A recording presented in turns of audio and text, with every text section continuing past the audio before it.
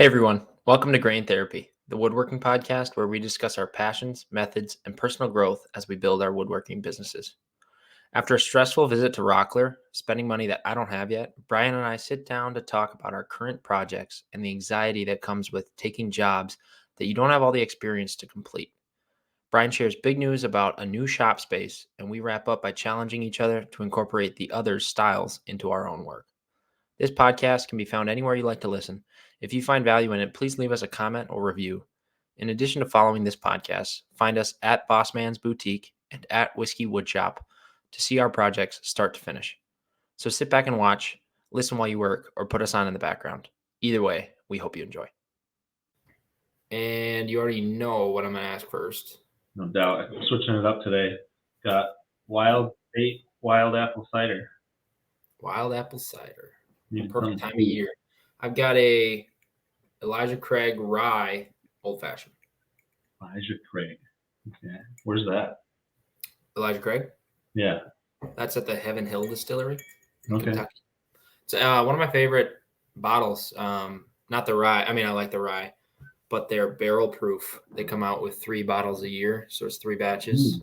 And they release them January, May, and September. And so spring, whatever. Winter, spring, fall. And I try to collect them all. I try to get them all, but they're really hard to find sometimes. So I had 8 in a row at one point. So I was on my 3rd year, and then I missed one and I couldn't get it. And then by the time they're sold out, they're sold out. So do you keep the bottles then? I did. I had a bunch of empties, and then a month ago, I was cleaning the basement, and I was like, what am I going to do with all these? Because I was always thinking maybe I'll shatter them and put them in a clear epoxy. But that was back in the day when I was we talked about epoxy last week. I get it. Exactly. So but I was I was like, oh, I can do something cool with these whiskey bottles. I'm Whiskey Woodshop. Maybe people make candles out of bottles, but you hold on to these things for 2 years and they just sit there in a box, and it's this is just stupid, taking up space. Yeah. I'll be drinking more, so whatever. But well, nice. Anyway, how's your week? My week was good. Which is unusual. So it's usually, at best, it's usually just above neutral. I'm feeling good this week. So we can talk more about it, but basically all this week I spent reflecting, like I said I was going to. I don't remember if I said it on the podcast or not, but I hurt my ankle while delivering the table, and got an x-ray, got some bone spurs that are floating around, and did something to it, tweaked it, obviously. So it forced me to rest, which was good, which was what I needed. And I spent a lot of time reflecting, and I feel like I'm turning a corner. Can't quite articulate it yet. We can try to talk about it as we go through the episode. But basically, I'm just really starting to get in touch with the ways in which I'm putting more pressure than is necessary on myself. And it's hard because a lot of it has to do with, my coping mechanisms and my automatic behaviors that have kept me safe, through childhood and up to today. And now that I'm doing this business, I have to do things differently to be successful, right? And so I haven't spent enough time figuring out what being successful in that way is. I do think about it all the time, but it's hard to define. And then you try to do the new thing, the next thing that you feel like you're supposed to do. And if it's way harder or scarier or whatever, you got to get in touch with those feelings and admit them to yourself to try to figure out what's actually getting in the way. And I'm working with my hands. I was an engineer who really liked design. And so it's all these things have been so natural for me for a long time. But now it's I'm trying to share my story and just say, this is my experience in a public way. And I'm hitting record, deleting, hitting record, delete, hitting record, delete. And it's just I never considered that sharing parts of my life and my experience would be the really difficult part of running a business. But I feel that that's necessary for people to know more about me, my brand, but also just I've got this sense of duty and responsibility for like on the one hand, people shouldn't necessarily have to, do something they don't want or don't like to get to where they want to be. I think that's like depending on what it is, that can be a bad sacrifice, an unhealthy sacrifice. Mm-hmm. But in this case, it's like I feel a duty and a responsibility to share my inner experience, because when I got myself into burnout at my last job, it was just the stuff that was invisible to me, right? That I was blind to, and I was getting myself in this tough situation. Mm-hmm. And I felt alone and isolated and mostly like unaware of why everything felt so hard and bad, but it was. And so like, if there's anything that I can say that can help somebody in that same situation, like I feel a real sense of duty and responsibility to make sure that I do a good job sharing that. And so I am making it way harder on myself than I need to, but it's because I'm trying. And so like, there was one day last week, I think it was Friday, and I spent about 4.5 hours shooting myself talking and trying to like articulate these ideas better. Mm-hmm. And I think I got one reel that was 90 seconds long out of that 4.5 hours of work. And like, on the one hand, I can look at myself and say, I'm used to being way more productive than this. And on the other hand, it's like, that's just what it takes right now. And that's the pain that's in front of me to grow through. Right. And so that's just where I'm at. I mean, so this week. And is that your strong suit, right? Like maybe it's taking practice too. So it's going to take time at first to get comfortable, even talking in front of the camera and getting the words out that you just figured out recently too. Like, it's not like these are things that you've always known. So they're in flux. They're kind of developing, right? And you're trying to share them and be of assistance to other people. But, yeah, you're making yourself vulnerable, right? So it's double-edged. And like, it's super double-edged sword. And like, there would be some things that it's like, oh, I just came to this conclusion now, like at the age of 31, like this is maybe, I'll sometimes be like, oh, this is like 15-year-old stuff. Like this is like adolescent, like lesson. But it's just like, everybody's life's different. And so I'm trying to remember that, what's hard for me now at this age might be easy for a lot of other people, but they've got their own blind spots too. And so looking at it that way helps me keep going. But yeah, so it's just it does feel like I'm turning that corner a little bit, and awesome. I feel lighter this week, even though I don't have anything ready to actually like push out on social media yet. But I mean, that's super awesome. Like I feel the opposite with my social media recently, where like I just posted this. I saw it. You did the idea from last week. Or we talked about that. Did I? What do you mean? You're talking about the Black Friday deal, right? So yeah. So I was posting about that sale, right? But now this week, I really don't want to push that sale. Like so I have a post that I posted 6 days ago on Wednesday. Okay. And I'm like, do I just change the caption and then it didn't do very well. The post like didn't get many views or whatever. So it's like, it's that like, I want to pull back. Like I just made myself it's not emotionally vulnerable at all, but I just like, I don't know if that was the best plan. And I don't know that I want to push this sale for the next through Black Friday. Like that's another 20 days of just like, check out the sale. If people aren't buying the design, there's something wrong with the design. Like I don't slow down. I should just burn the design. No. You said you don't feel emotionally vulnerable at all. And I want to challenge that. In the post. The post is just black and white. But because you put it out there and it didn't maybe meet the hope or the expectation or the ideal, you're like, ooh, let's bring this back in. Like that's emotionally vulnerable, Yes. right? Like you had the plan that is not performing the way that you hoped it would at this time. Mhm. But Um, the plan when I posted it, I mhm, was hesitant on if it was a good idea. mhm, So that, but I sent it because it was Wednesday at 11, the optimal time for me to post.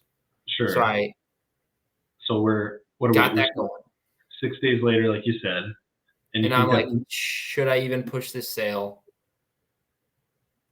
is that enough information to determine if it was a good idea or not? Are you saying you came to the conclusion that it wasn't a good idea already? Kinda. I really don't know. If nobody buys it, then I just look like the guy who's like, buy it, buy it, buy it, buy it. Oh, nobody bought it. Yeah, I don't think it. I understand where the thought comes from. Mhm. Absolutely. Um, I'm kind of indifferent because like I've posted about the cabinet, tried to show it, yeah. but I don't know that like I think it's beautiful, but like other people might not be into the fluted look anymore or whatever, Hmm. or a variety of things. There are things I want to change. I want to make it taller.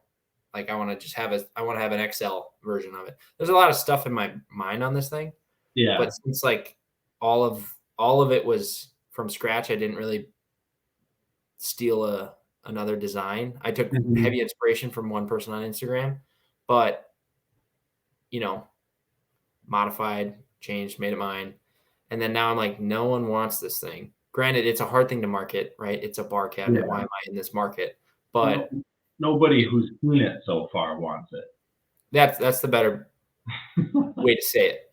But the fact that it hasn't gotten sold, other than a coworker who's likely going to buy this one in the next couple weeks, but they're going to buy it at an extreme discount just so I can make my cost back on materials and kind of break even on the project.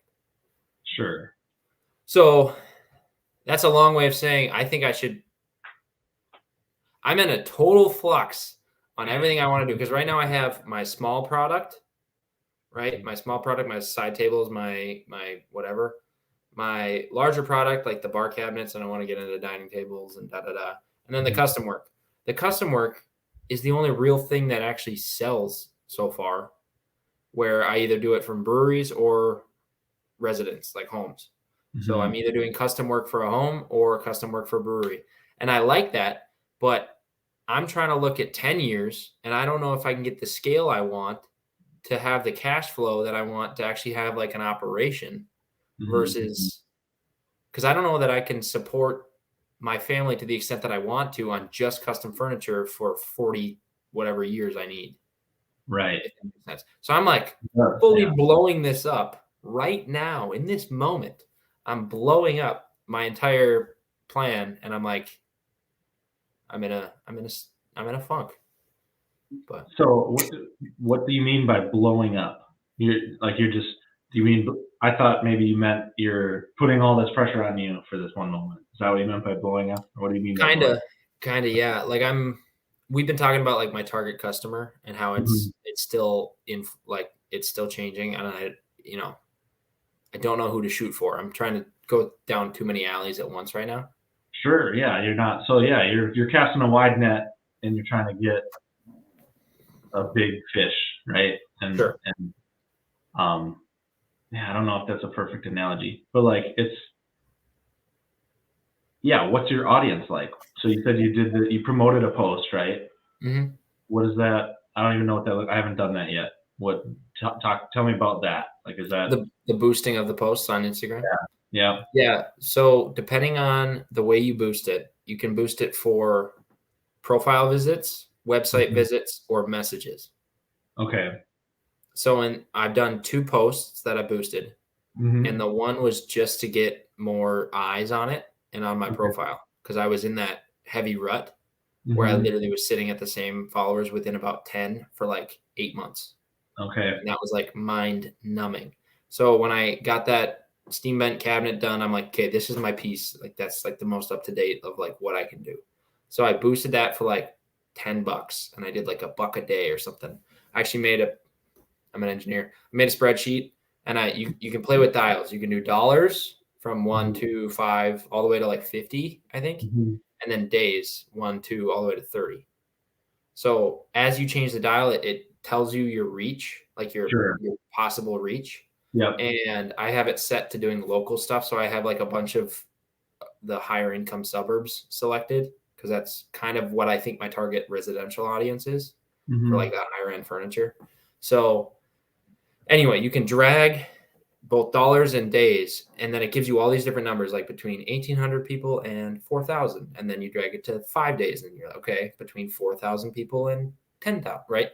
So I went through and I did all the combinations, which only took like 10 minutes, put them in an Excel sheet, and then I found the best cost benefit of Sure. the, which dollar per day. So I literally did like $1 or $2 for like 5 or 10 days. It was like $10 Okay. either way. Yeah.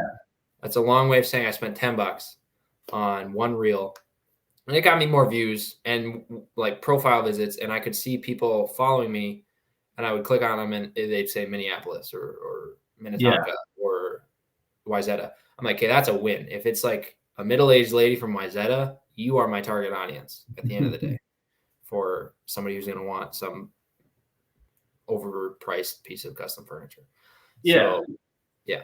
Yeah. So you're taking all the right steps, and I think, yeah, it's just one of those things that, I mean, I'm still struggling with the same thing, right? Like finding the right audience, and like it's, yeah, I think you're being too hard on yourself, and then I say that knowing that I do the same thing all the time. Yep. I should take your advice. I'm always torn between, I want my own line of furniture. And I Yeah. want to work on design. I want to refine it, right? I want to have my first version. I want to prototype. I'm an engineer.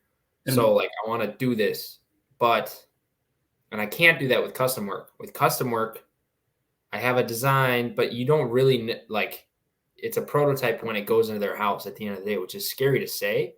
But at the end of the day, that's unless you've built the same thing before, which it's kind of like your gaming table in a way, even though they were different sizes, different woods, like there was a lot different things going on. You had different features, but you learned a lot off your first one. I guarantee that you implemented in your second. yeah, Right? I mean, yeah, let me try to be more concise. There weren't a lot of differences in Really? the designs, Okay. but there was a lot more confidence in some of the same concepts the second time going through, Okay. because Yeah. the first one did work. And so, yeah, that's true, but it's also like, yeah, because you've got a specific vision of like what your style is, and you don't, like, I know you'll take custom orders because it's there, and we can work on it, and somebody's gonna be happy, and you're building credibility, and like, but at the end of the day, because it's custom, they're mostly in charge of what the design is, right? Unless Yeah. your brand is, I work with you, and you as the artist do whatever you want, which that's more the direction I'm trying to get to.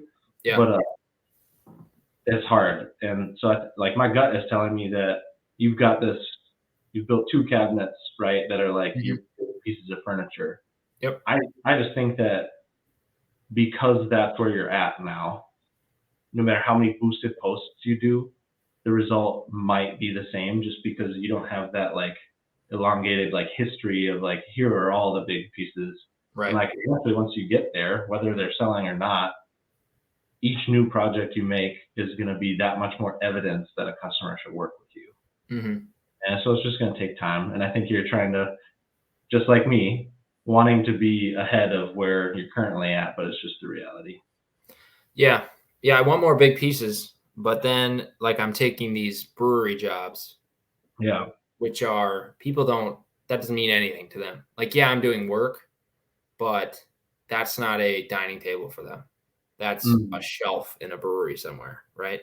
Yeah. So that's where I think I need to, like, in my mind, so on my website, I have in my contact info or whatever, I have contacting me for my home, for my business, or miscellaneous. And so that's trying to separate the residential customers from the commercial customers. And like, that's how I sort stuff. Like I have files saved in my computer, and it's straight up commercial customers, residential customers. And that's how I've been thinking about it. But I think I need to just narrow in on one and do it right. versus the wide breadth. Hmm. So I say all that after just accepting a commercial job for a brewery, and I have to make 100 tap handles. So that's part of the reason I'm having this moment right now. It's Sure. not a panic moment, but it's just like, Which way to go? yeah. Yeah. So tell me more about the job. Yeah, so I gotta make 100 tap handles. So basically, I've been quoting tap handles for a brewery in Minnesota, and I've made tap handles for this place before. I made 100, but they were square cut, and I mean they weren't square, but they were all table saw cut. So it was a 6-sided hexagon-y diagonal diamond thing, which had a magnet on it. So they adhered a magnet surface to the wood after I made it. So I made a 12-inch roughly tall with it's a hanger bolt on the bottom. So it's got wood thread and then machine thread. So it's 3/8-16, 3/8 by 16. And so you drive that into the bottom and then you leave it exposed and then you screw on a ferrule and then I sent them in. So I sent in the wood block with the ferrule and then they applied the magnetic adhesive, and then they have magnets that the label of the beer that they're selling that day. And it's for seasonal beers. So if you buy a keg of their beer and you want it at your bar in wherever, you get their keg and their handle and their magnet. And then you can, right. So that way you have their handle at your bar. It's not just for the brewery itself. Why would you need 100 in one brewery? Right. Sure. Yeah. So that's how that works. So they sell them secondhand. So then I got to do sales tax stuff and all that because they're doing resale. But anyway, I made 100 for them already. It went pretty well. And if they're listening, that sorry to say this, but they know it's true. They're just slow with the checks and the payment, right? So we're about to do it. We got the design locked in. We're about ready to go. And then, it takes a long time to get that money allocated through their accounting to get it sent to me. And then I'm delaying or I'm on the edge of my seat trying to figure out if that's a real job that's even going to happen, right? Anyway, we were working on a round stock tap handle in June, I think it was, and that would require a lathe. So I told them, and this is where the language comes in. It's my shop is not set up for large scale lathe work at the moment, but so we'll have to make a tooling investment. So that's going to make your first quantity order way more expensive. And I give them quantity pricing. So if they order 25, it's way more expensive piece part price versus 100, or I offer up to 250. So anyway, I give them all this background. Basically, I need to buy a lathe and the proper tools to do this. So you get a lathe. And that was in June. Now it's November. Today, I bought a lathe for the project because they sent the money for the tooling. So I bought a lathe. I got to get 5 samples built up. So I bought all the hardware. They intend on buying 100 of them. Okay. So I got to send 5 samples. And then as long as they approve the 5 samples is what I have. I want them to approve them first. Yeah. Then they need to send the check, and then I'll start on the 100. Sure. For the actual quantity price. So, but I've already bought all the hardware for the 100 because you can get bulk pricing on these things. I didn't want to buy 5 of each of all the different features. So, right. There's a variety of steps. I have to recess a hanger bolt in the top.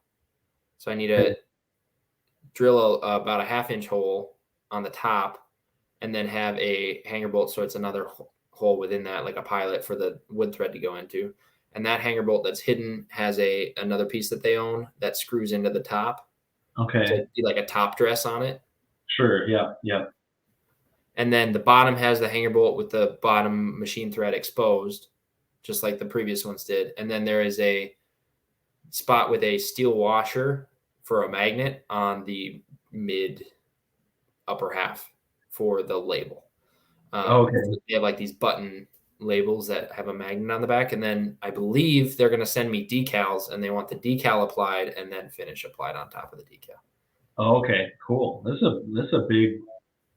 lot. Yes, it is a lot. So all the hardware combines to be a decent amount of money, and then all the steps. and plus the tooling. Lots of tools. So hopefully it all is worth it at the end, and I can batch these fast enough for it to not make me pull my hair out. But So and they know that this quote is only good for the first order, and then okay. from here on out, I gotta either adjust the price if it's totally unrealistic and I lose on this one. I'm gonna go way high, and then they'll probably never go with me again. Or maybe I'll bring the cost down and change it a little bit. So we'll see how it goes. Yeah. Well, I mean, so first of all, congrats for getting a pretty decent order. Like that's a big order, and you're getting a lathe now, paid Yep, for it's in the truck. order. That's awesome. So you're excited, but you're worried. And yeah. Tell me more. Yeah, so I just I was at Rockler. It's a store where they sell woodworking supplies. You should check it out. So I was standing there, and I was basically trying to find the duplicator, and they have these things called lathe duplicators that it attaches below the lathe, and you can make one part. It's made for like spindles if you're making railings or cribs or whatever. And you could mount that piece, and then the duplicator will follow that profile and help you cut the top, or the top piece, which is actually spinning in the lathe. Right. Yeah. So you get a totally exact part. Yeah. Yes. So they are out of those for over a month. Just Rockler, or like the lathe? What kind of lathe did you say you got? So I got a Jet. A Jet. 1221. It's a 1 horsepower, 21-inch bed with a 12-inch overhang capability, and then I don't know. It's a pretty standard like MIDI lathe. Like yeah, it was between that and the Laguna. The Laguna has a shorter bed, and the 3 people who turn at the store were all telling me to go Jet, and they teach on the Laguna. Now that's nothing against Laguna. I was literally going to go Laguna just based on the name, but everyone was telling me Jet, and they were the same price, same horsepower, but the Jet had the longer bed, so we went with it. I don't need the longer bed for this specifically, but 21 inches could get me maybe some side table legs or something. Yeah. Yep. Yeah. So it's a new skill. It's a hard project. There seems to be like a lot that could go wrong. Is that like what's got you nervous, or is it just like, is it mostly you just bought a lathe and you have to learn how to turn? Is that like the scariest part, or like what? No, I think the root of it is, so what I just spent on the lathe was $9.99, and then I got a set of 3 carbide tools for turning. Yeah. I did not buy a chuck because I was planning, because they were overpriced, and I wasn't positive which one I needed yet because I don't know what I'm doing. And I've seen people, you can turn between centers. So as long as I can trim off that back end where I'm marking off the spur, I believe is what it's called, then I should be able to, which I think I'll need to do anyways, to square off that end and then drill my holes. Right. So I don't think I'm really losing anything by just turning between centers, but then I'm worried I bought the wrong tools because he's thinking I need a chuck versus I should have probably had just I watched a 10-minute video earlier, so I know what I'm talking about now. A spindle rougher, basically, like roughing down a size.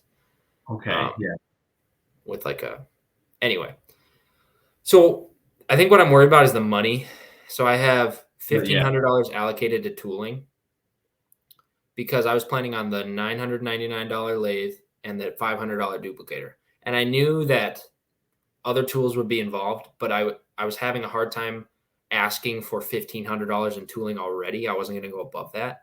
Sure. Yeah. So I was like, I figure I can eat a little bit because this is my initial tool setup. So if I need a chuck, different sandpaper, different little hand tools for the actual, I need my face shield. There's a lot of little things. And I know that, but I also bought all the hardware before I even got the money for the 100 pieces. Sure. So let's say they reject the 5 pieces. I didn't actually get a free lathe. I got a kind of free lathe and then a bunch of hardware I have to try to return, or get another tap handle order somewhere Yeah, else. that's super easy. I'll just call all the people who need 100 tap handles. Yeah. But But anyway, anyway, I think it was just intimidating with the yeah, you don't know what you don't know kind of feel, and now you got an order, so you're on the hook, Yep. and then yeah, it's just there's a big gap from where you are and where you have to be to complete that Mhm, order, and that can be scary. That's a mountain, right? You gotta mhm, look up the mountain and charge up it. So from that perspective, like controlled forced growth, that's awesome. Like that's the mhm. best you can be doing. Oh, for sure.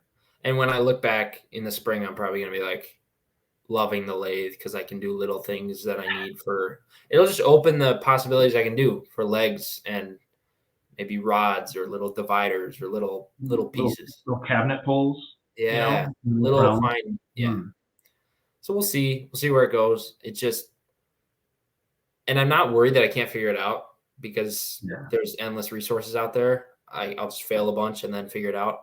And I did protect myself on this last quote I did. I have a backlog of projects because I got to do this built in, and I still got to deliver that barn door on Saturday. So since I have the backlog and they were out of date of the quote being valid, I requoted with a new lead time, and Mhm, I straight up told them I've got some backlog of projects, so I need to open this lead time up wide.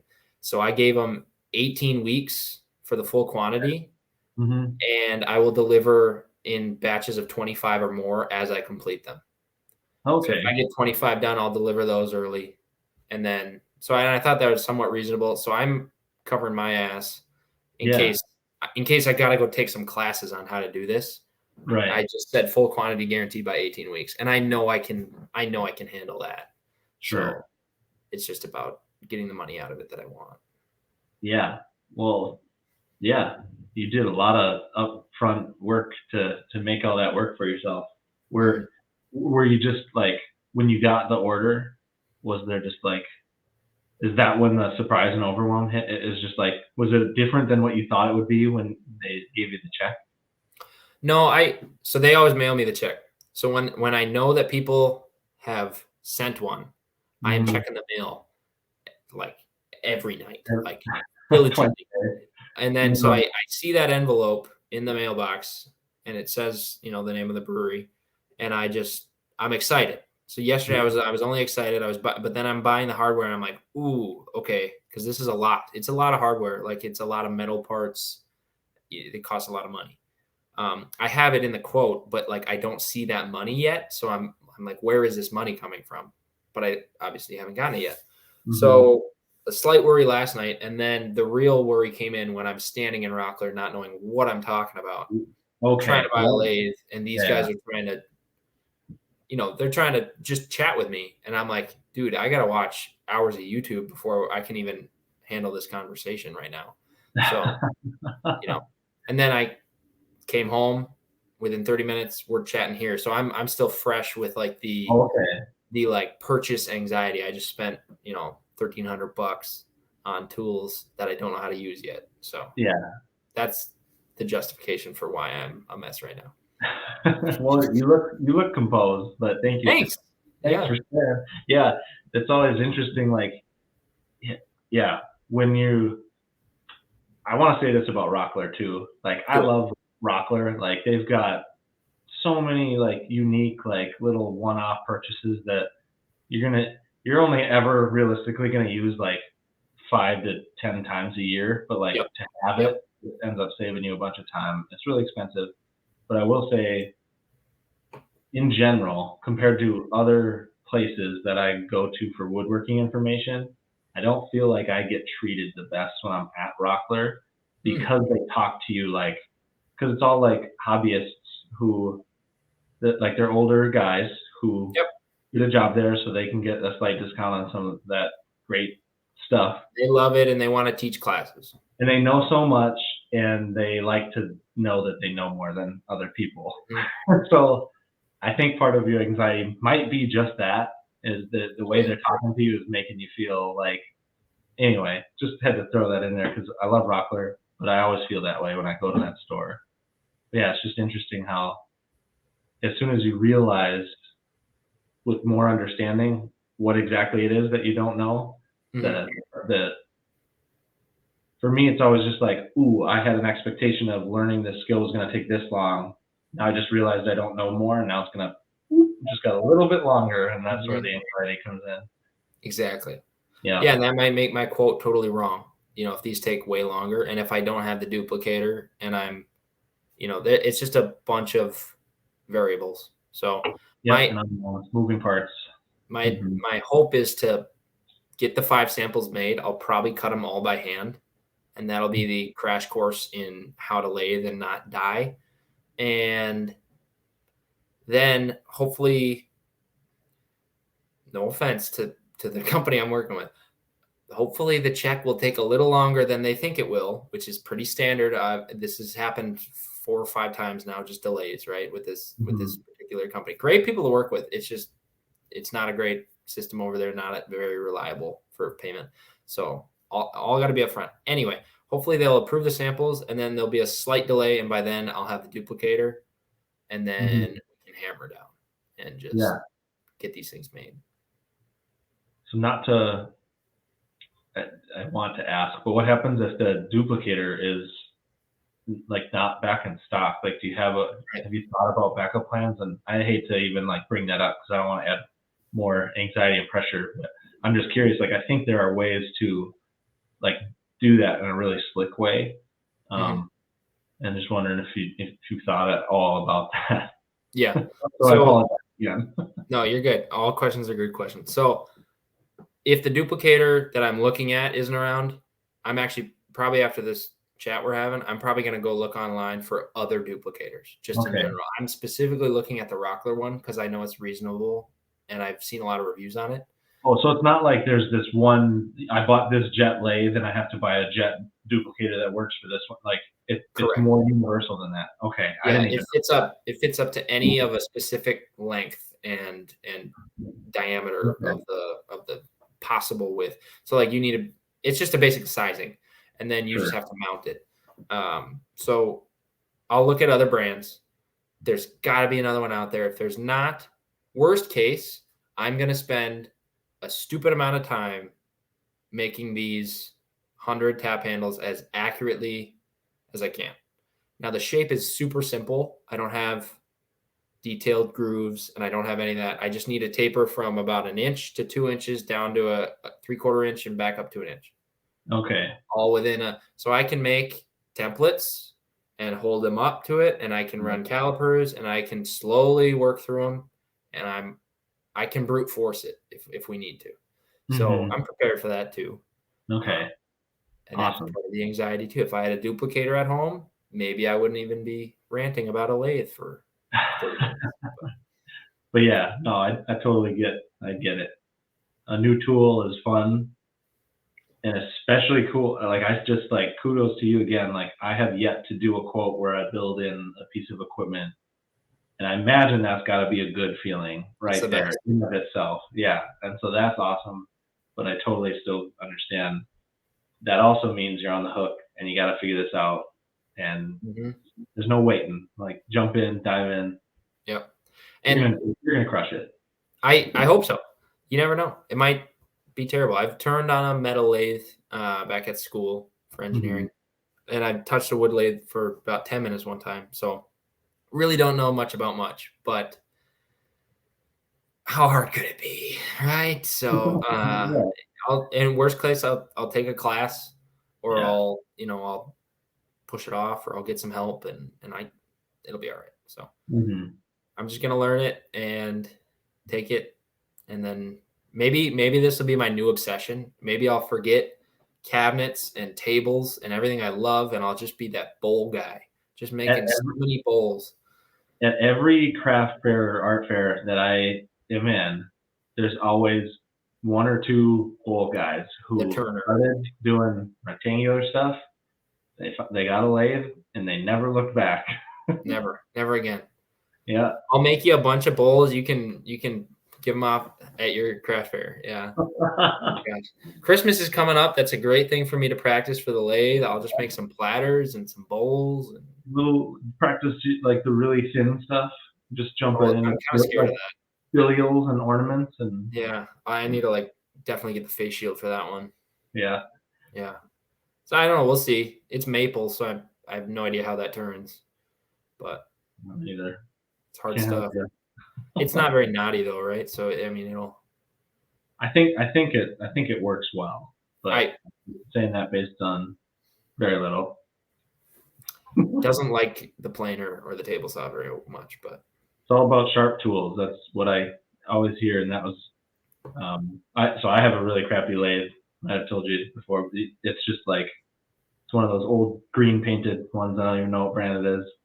And that was the thing that frustrated me. I didn't get carbide tools. I have high speed steel, which that's a whole like turning point of conversation is like which do you go with and gosh. why. But a lot of people like I know if I ever get in a lathe, I'm going to get tools with the little carbide tips that you can rotate, right? That's what this has.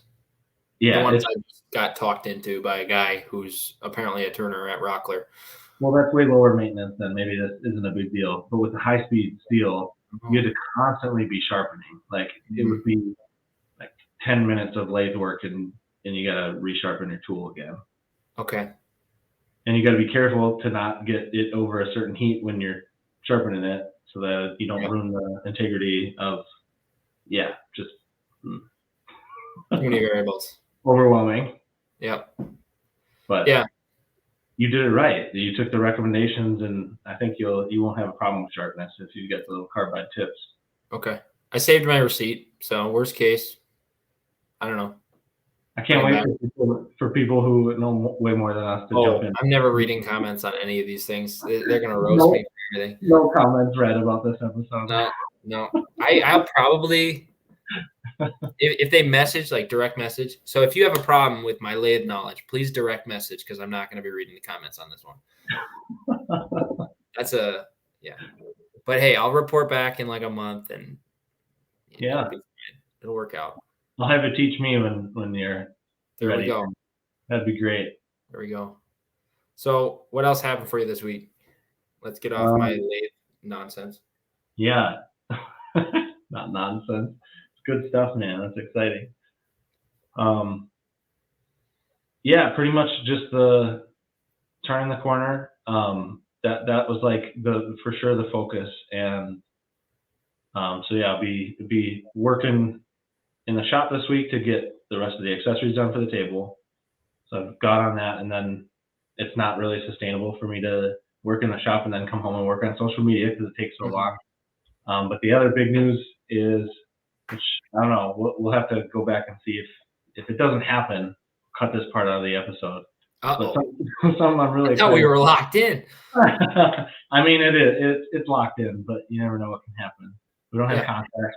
Life happens. Yep. Life happens. So Nate Iverson Hardwoods, and so he's in St. Louis Park. He's got a lumber supplier where storefront in St. Louis Park. He stores his stuff in Watertown, and his inventory, little space, I think it was like 1,800 square feet, is full, and he needed more space. So he got a different space up there that's 4,500 square foot, and he's going to move his shop into there to take up like a little less than half of that space, and then the rest will be more lumber.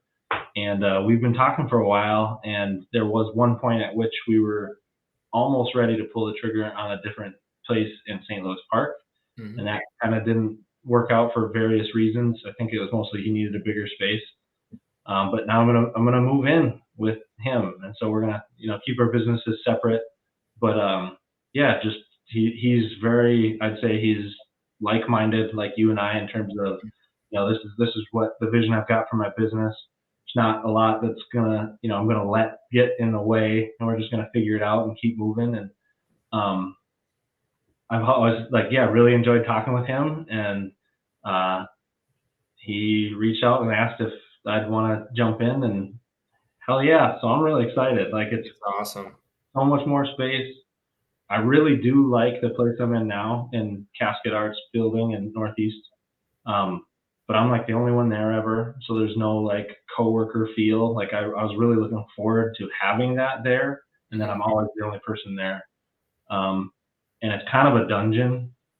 this is like 15-foot high ceilings, bright lights. There you We, go. we have the freedom to do like whatever we want. And I'm going to have access to bigger equipment.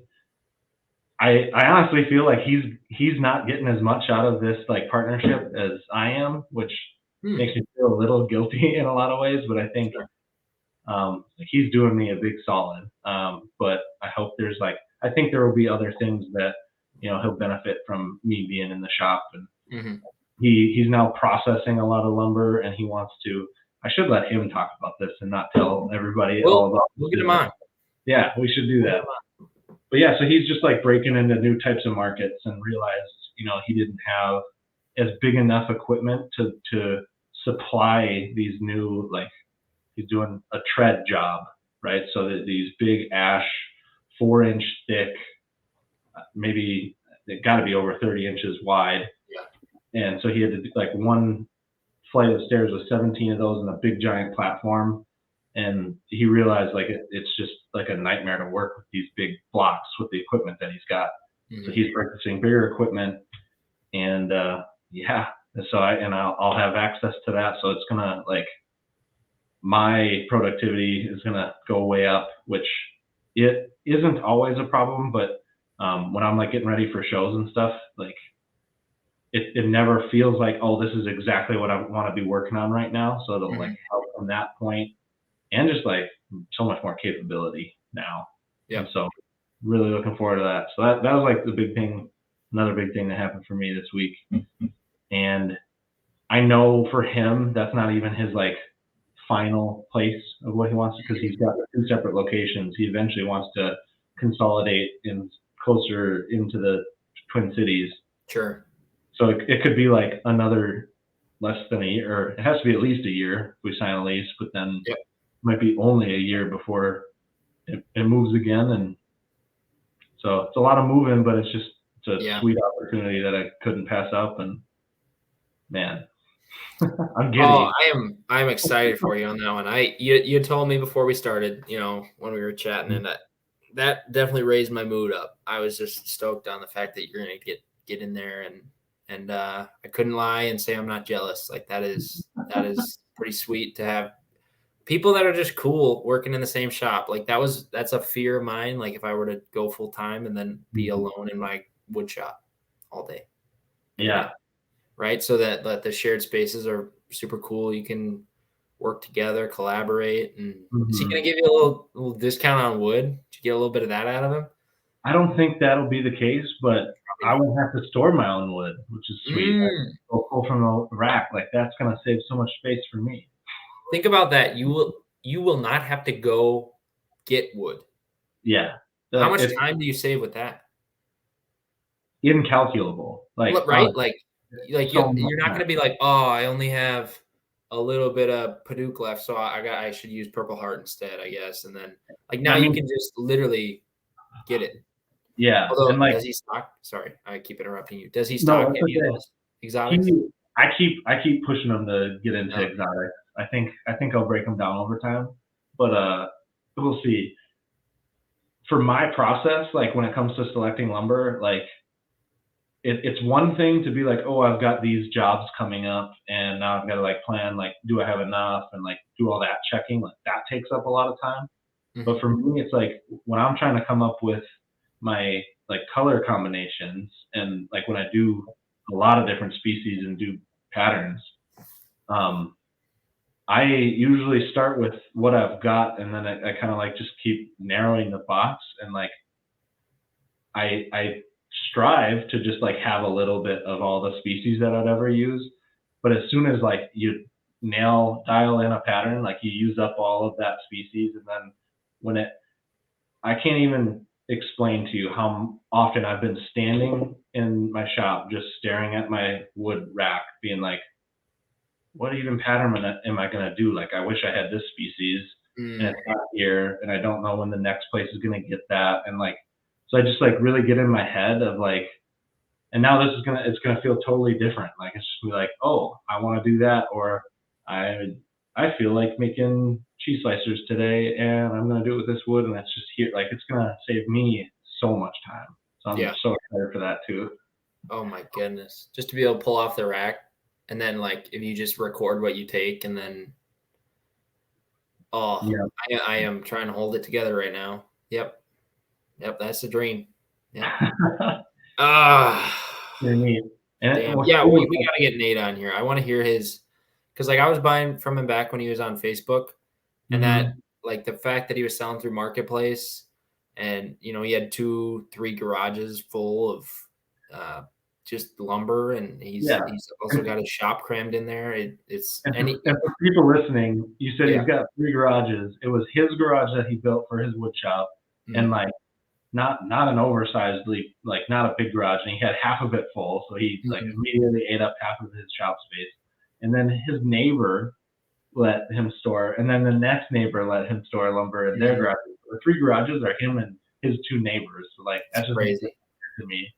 Yeah, And he's doing that all on Facebook, and it's cool to just watch what's happened. And like, yeah, yeah. And I for some reason when I was first there, I kind of knew this was gonna go right. Like, mm, and not only like you buy something from somebody on Facebook Marketplace. Are you really standing there to chat? But we I bought the wood that I needed. I forgot what it was. So actually the cherry on these legs, the cherry of the legs of this desk were from the first time I went to Nate's. And I know that because I was buying wood for somebody else's project. And they came with me and they were selecting their own walnut. mm, And they're in the pile. They're just selecting the walnut. And I'm just talking to Nate. We're just bullshit. And I just feel like I gotta buy something. Like, cause like there's a lot of wood here. And I'm just like stoked on, all of it, the options and his shop. So I bought some, 6/4 cherry because I mhm. knew I had some other cherry. And then that's why we have the legs on this desk right here. So it's just, I don't know. He's really good at chatting with people about what they're doing and actually being interested. And Yeah, I'm jealous of that because like sometimes I'll ask questions and then it's hard not to like think about what I'm working on while they're talking about what they're working on or. sure. So and then the next time you go, he's like, "Oh, how did that go?" And like, and he remembers your project. He's done so well with that, in my opinion, that it's like he's the only hardwood I'll go to, even if I think he's still cheaper, but I don't even know anymore because I only go to him. So Yeah, he's still cheaper, which is okay, awesome. But yeah, he's just got like this like laser focus on his yeah, business, and yeah, like I think you and I are both focused, but he's just like mhm, he's a guy who he works 7 days a week, like, yep, and not because he thinks he needs to. He's just this is what he's about, and mhm, it's just he takes it very seriously, and he's got a very presentness about him. Like he's very present with everybody who walks in that building. So yeah, you're exactly right. It's cool. yeah. And when he was doing that, I was jealous too because I want like I'm like, oh, can I just go? Can I get orders of hardwood? Can I go pick it up and sell it? And the biggest deterring thing for me was working on Marketplace. Can you imagine all the people? I was Yeah, one of them. Oh, I'll be there in 10 minutes. Like yeah, just show up. Like he knows you're coming. yeah. Like so all the little stuff. Like I don't know. We're definitely gonna have him on, but like I'm just raving about this guy right now. It We both it are. I think it's a great business plan, and he has the balls to make that kind of investment though, which Mhm. was kind of mind blowing. Is he the guts that takes with the amount of money he put into all that hardwood, and I hope he's not regretting it, right? Because he's going deeper and deeper into it, but Right. it's Yeah. Yep. I mean, he's nervous. Like with like every time you gotta lease a new place, right? Like mm, that's bigger and more rent, and now he's got at least 2 places that he's paying rent on. Like that, there's pressure and a mortgage, for his house too. Like, yeah, yeah, it adds up fast. And so yeah, it's lots of guts, but um, man, it's cool. it is really cool to just be in touch with somebody, and Yep. every time, yeah, like you said, every time you're with him, he wants to talk about what he's got going on, and he yeah genuinely cares about what you've got going on. Yep. That's super valuable, and you're gonna love having a shop with him. He'll be Oh yeah, around. You won't be yeah, alone in that shop. right, yeah, which I've learned very much like hard lesson in the last year that I need that. Like I need Mhm. somebody to even just like hey, what are you doing today? Or like, hey, that thing's in the same place that it was yesterday. Like Mhm. that's sometimes the kick in the butt that I need. It is external, and I want to motivate from internal. I'm working on that, but sometimes I need it, and that's going to help so much. I think it's a pairing, like you kind of Yeah. need both. Like, because you're Hmm. never always going to be 100% internal. So those other people that just knock you up the notch is going to Yeah. help. That's a good point. Yeah. That's why we're Yeah. doing this. Yeah, exactly. And I do find the same kind of value that I do with the conversations I have with Nate in these too. So I'm excited to talk to him. Oh, I need to go full time. I'm trying to rush it, but What's your vision right now for accomplishing that?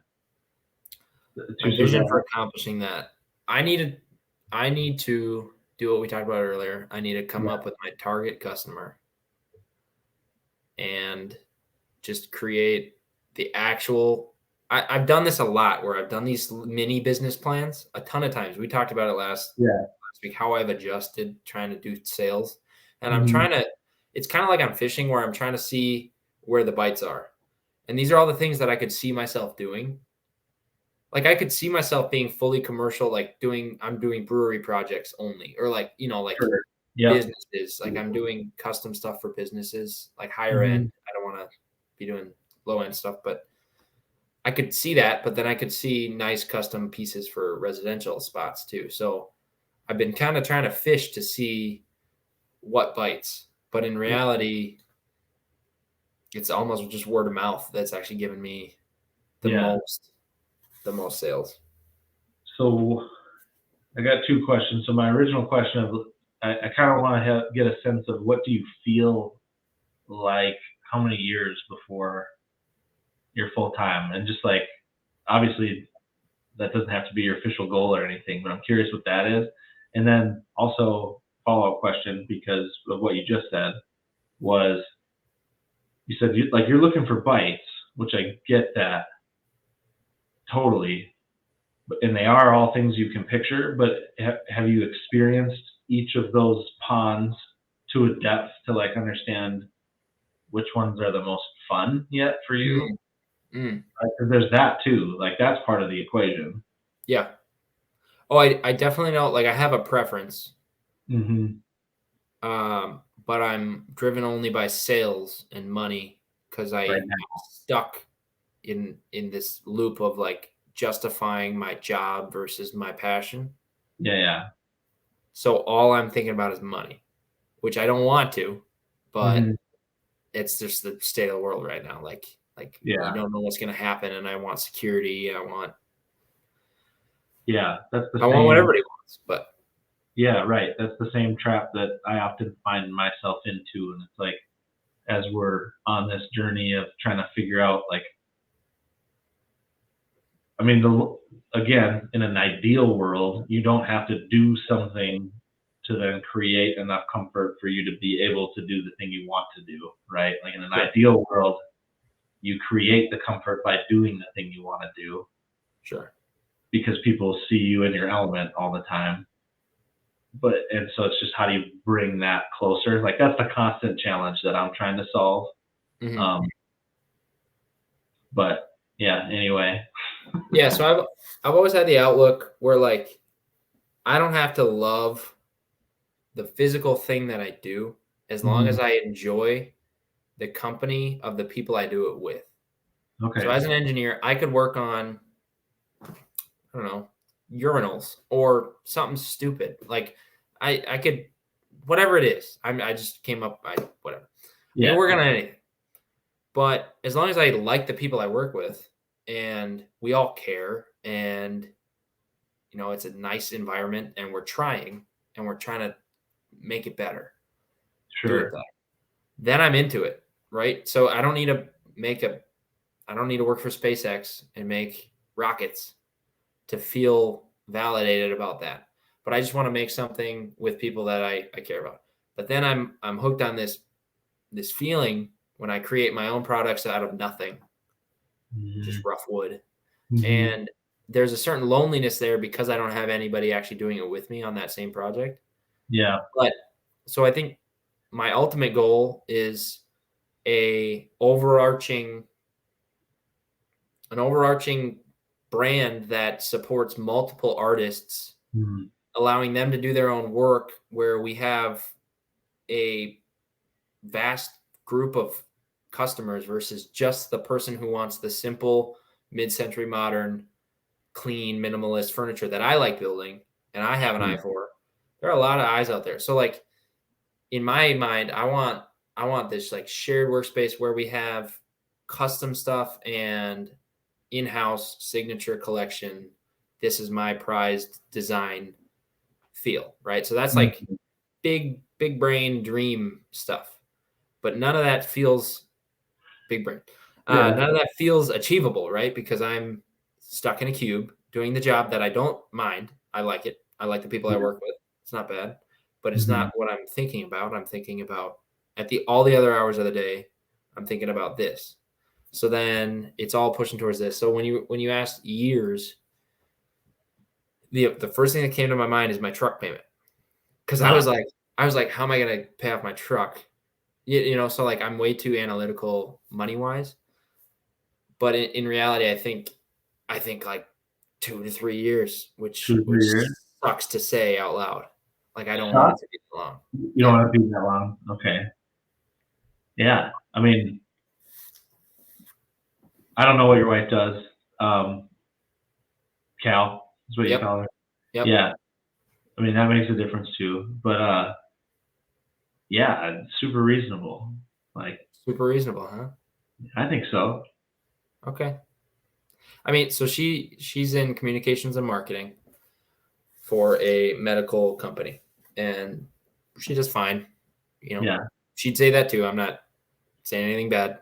I'm an engineer, so I'm very fortunate for what I have, which is part of the reason why I'm like, what's wrong with me? Like, just like your job. Yeah. And it's not that I don't like it, but I just have this other itch, right? The priorities, right? Yeah. Yep.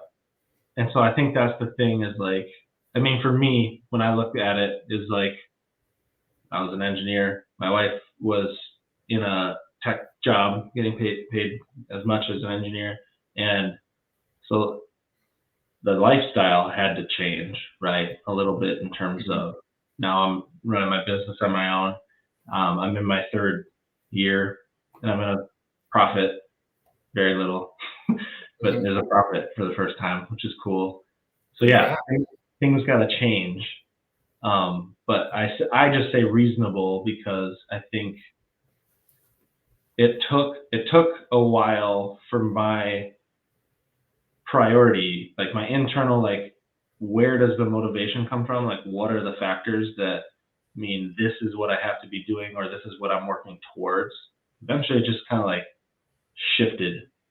And so like that is like a part that had to happen internally where it's kind of it was no longer even though I was making guaranteed money if I was doing an engineering job, that time spent was still a waste. Like I got to that point where that was actually negative impact on my life. Because I was so fired up about this other thing and I needed to spend my time there. Right. So like, I don't know if that helps or changes your mind. It's just like, I remember that transition and it's interesting to like, now see somebody else there. And there's a lot to it. I think the worst part about what you just said was that I feel exactly what you just said right now, but I can't do it yet. Yeah, you're gonna have to wait for your priorities are changing in your mind, right? Of like, like you're creating a new vision for who Matt is, years from now, right? Like I think there's something in the back of your head over the last couple of years as you picked up woodworking, but now you're starting to refine that vision and then seeing that you were like a little bit off course. And so you have to make that change to point towards this new refined vision of yourself. That takes time and pain and effort and a lot of things. But like I'm in that point when you said that your work was Feels like a waste. more negative than it was Yeah. positive. Hmm. And I feel like I'm already there Mm-hmm. where like, I mean, it's fine. Right. It, So yeah, but like that's it's not. something that people say, right? It's not.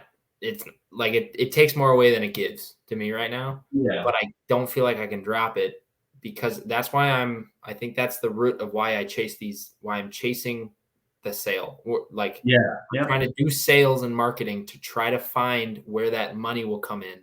And as soon Mhm. as that money, I bet you as soon as that money comes in and orders are backing up, that's going to be my hitch to just get out and then do what I want to do. But like I haven't found the pot of gold, where oh, I can focus right here and that's where I can get my income. I can get my livelihood. So Sure. Yeah. So I guess a different way of putting what I'm saying, which I mm, think is coincides with what you're saying too, is like right now, and it's not. It's just part of our culture, like American culture, definitely, and capitalism, but also all over the world. Like money is a priority. Like yep. there's a belief in us that money equals freedom, which to some degree is relevant, but it maybe isn't fully wholly true. And so Mm, that like just throwing that out there, food for thought. Like that's part of mhm. I think that's part of what is transforming too, right? Yeah. Within yourself. Yeah, I think that's pretty accurate. So I don't want to I don't want to put too many words in your mouth, but just like No, that's very accurate. Yeah, because I couldn't picture making less next year than what I make right now. mhm. Like that's not an option because we gotta we gotta go on this trip or we gotta work on that or yeah. Yeah, Mm. and like I'm definitely not saying like do it now, like just dive in like you like to, because Quitting like tomorrow. don't do that. No, But I won't. yeah, just like in terms of like just being aware of that process of like change helps.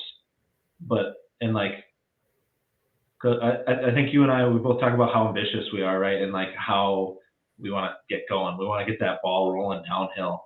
Mm, And there are some things that it's just always going to feel like you're pushing it uphill.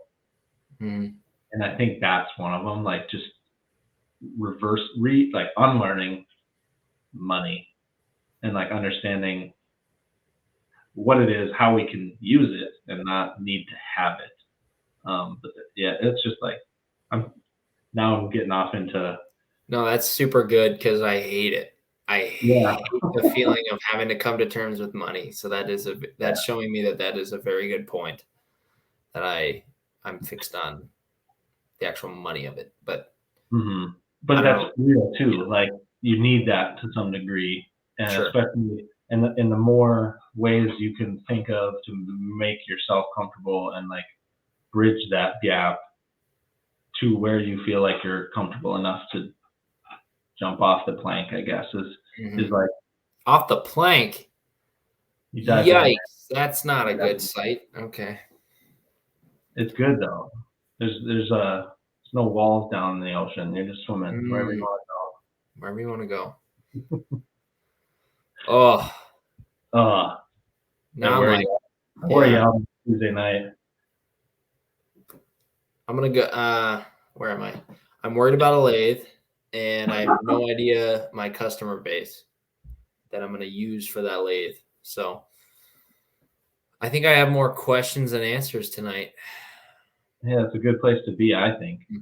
Well, not all the time, but Usually, I'm pretty like, hey, this is what we're doing. That's good. yeah. Yeah. Dude, I can't wait to see what you start making on that lathe. Are you a like a what's the term? I can't even think of the term where you put all the different like I would definitely do all the segmented turnings. Like you're not even gonna touch that. No. No. Oh, like the puzzle things. Like a segmented face, where it's like all the same size pieces, but you have to make your own O-rings and then stack them all up and make sure that Oh yeah, that's not me. No, not no, really. not any of it. Yeah, that's I'll like probably make some table legs, table legs, a one bowl. piece of wood. Yep.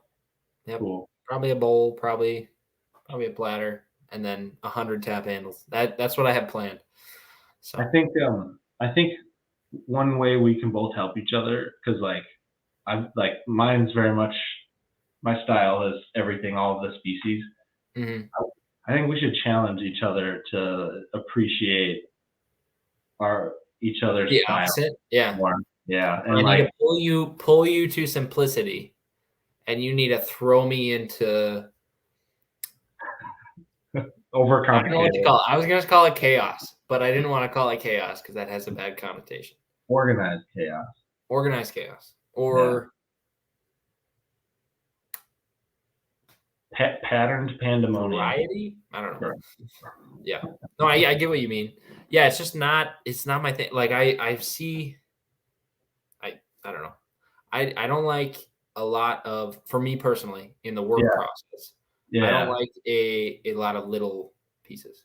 Oh, I get it, but I think like I know what I would benefit from on doing more stuff like you is the appreciation for the material. Like I already have that, but I think I'd get it to a deeper degree, and like I'd still want to embellish stuff, Hmm. but if I can learn to bring it back a little bit, it'll open up potentially more doorways for me to explore, right? Sure. And so Sure. that's why I'm excited about it. And I think the same might happen for you for Hmm. different reasons. Um, but that would be an interesting thing because I know we're very non-competitive, but I think we should explore Crossover a them. little bit. Yeah. So my biggest thing with different species is I've always been a little worried about the expansion. Mm. Like, because a lot of inlays and stuff are. This is a good, decent question. So your big leaves on your table. Yeah. So in my mind, I'm scared of any time I'm gluing up a a grain in the longitudinal direction with a grain in the axial direction or whatever. So Mhm. I said that wrong, but across the width when the piece is across its length, right? Because Yeah. that'll be Yeah. almost a constraint to the piece on the width expanding. Yeah. So is that a concern? Is it not? It's a good question. I haven't found it to be yet. So I think the reason that is because like when I'm doing inlay specifically, so Yeah. that's a piece of wood with a groove cut out, and I'm inserting a piece of wood, sanding it flush. And an inlay, those are usually really thin, and Mhm. I think whatever movement happens, it's that inlay is getting stretched, and it doesn't have to break, right? Okay. So I think there's got to be a little bit of that going on. Right. Um, for what I do for like my other patterns is just like veneer mostly. So it's still like a lot of different grain directions, but it's also again it's thin and it's small. Like if you think about what the wood movement is over like a 24-inch piece, like that's going to grow an eighth of an inch Yeah. in like some Yeah. species. Like it's not a lot, and so when you're dealing with little tiny things, that movement's negligible, and Sure. the glue is usually flexible enough to Hmm. fill that difference up. Yeah. So I don't know if that That makes answers sense. totally your question, but I think No, it does. I was mostly concerned with the leaves, with just like the width, because there's a pretty big width there. You have a yeah, lot of mass. Yeah. yeah, that's the biggest items that I've put inlay into. So like it'll be interesting to see over time, but for the most part, I'm not really worried about it. Um, I was worried about having the picture line up from leaf to leaf to leaf. And Mm, so for a really long table, I actually had the walnut slabs lengthwise the short direction on the table yep. instead of going the long way. Yep. Um, and that helped to glue up the leaves, but it eliminates that like I'm not having those leaves grow and stretch the picture apart. They're just going Yep. into each other. Yep. That makes sense. But Yeah. we'll see. In the next few years, I'll ask them and see how it's going. Is the top fully, no little cracks or anything? Yeah. I really think about wood movement because that's all everybody talks about when they're, let's say the comments of YouTube, people talk about wood movement Right. like it's a car going 90 miles an hour. Like they're so worried about it, but I don't know. It's probably all fine. I haven't really experimented with it, and you're right. But all the pieces I want to make are real big, so then I don't picture. It's just not my. I'm trying not to fight it right now, but it's just not my style. And I also okay. I really want my wife to like everything I make, and she's very minimalist as well. So I do think that is part of it. Sure, that's funny. Paige says every piece of mine. She's like, "That's really busy." Like that every time. That's busy. Does that hurt you at all? It used to a lot, and now it's at like, okay, I nailed it. Nice. Like I found my spot. So you're at that level of comfort. I'm still where like I really want like everything I model, like I want her to like it. Even though like it's not for her, it's not for me. And that's the problem. It helps. Yeah. It helps motivate you, right? Like that's a good thing. Yeah. So we're still figuring that part out. Yeah. Well, I think I don't know if you got anything else, but I was gonna say I think the theme of this week for both of us was seeing fear and facing it down, and so that's pretty cool. That's where growth is. Yeah, full send is for sure the mindset I'm at right now. It's just gonna be figuring it out. But I mean, I bet you next week I'll be cool as a cucumber, just hanging out. You'll already have your 5 samples done. Oh, I'll definitely have 5 samples. I'll have all 100 done by. No, I'm just kidding. But yeah, I don't know. We'll see how it goes. I'll let you know. I've got a simple install for that barn door this weekend, and that'll be my last easy project. And then it's all tap handles. So awesome. Yep. A lot of learning to do. Yeah, I'm trying to think what I've got for. I mean, this week's just gonna be posting my reflections as I finish the recording.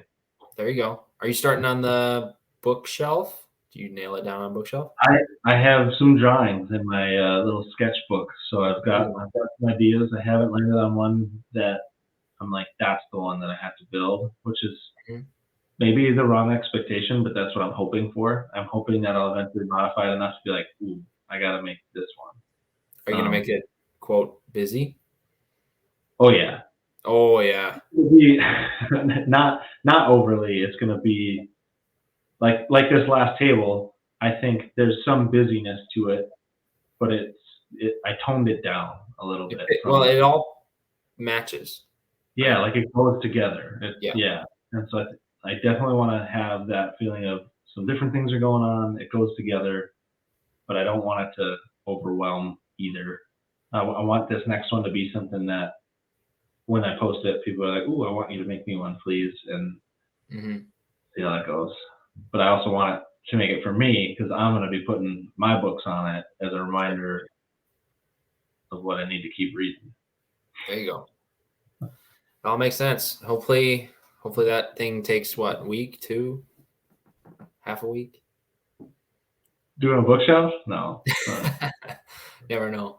I don't imagine it'll take less than 3, but we'll see. Maybe I've got the overthinking dialed back a little bit. There we go. Expectations. They can float, right? Like you can take what you need to on that one. Exactly. Yeah, that's the idea. That's awesome. All right, man. Thanks for chatting. Yeah, you too.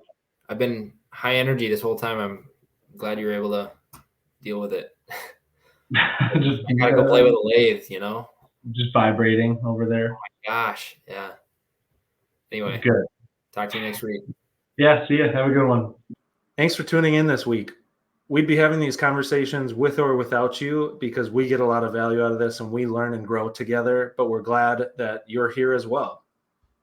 Yes, please let us know what you think of the podcast by leaving a review or a rating, but also comment or share with your friends in the woodworking or small business community. I'm Matt from Whiskey Woodshop. And I'm Bryan of Boss Man's Boutique. Thanks for Thanks listening. for listening.